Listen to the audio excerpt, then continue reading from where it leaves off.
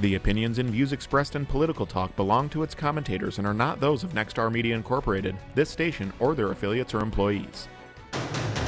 Welcome to Political Talk with Democratic commentator Dora Leland and Republican commentator Tom Santulli. Being the leader of the world means to be the leader of peace. With the toll on his country worsening, Ukraine's president appealing to the United States for more help, and the White House has responded, pledging more aid.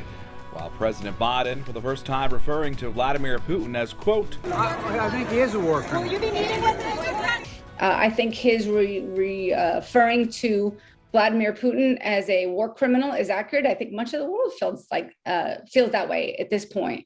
What he is doing is absolutely unconscionable. And I think he's waging a game of time, hoping that the world will soon lose interest and then he'll rush in and take over. But that hasn't gone his way. And some of the things that he is doing is just, it's immoral and it's unconscionable. And I think much of the world sees him at this point as a war criminal. As much as the president finally, when a reporter challenged him, says that Putin's a war criminal. Think about this, though. I think it bothers me and others, is we say he's a war criminal, but at the same time, we're using Russia as our link to the Iran deal.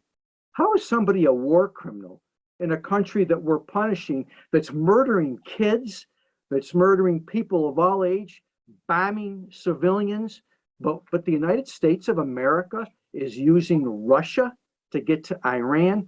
It makes no sense to me. I think there's a weak link there, and it's something that bothers me immensely. And the last thing I'll say is I know the president, and I get it, is afraid that no one wants to start World War III, that's for sure. But Putin and President Xi of China, they only see when people are reluctant to respond weakness.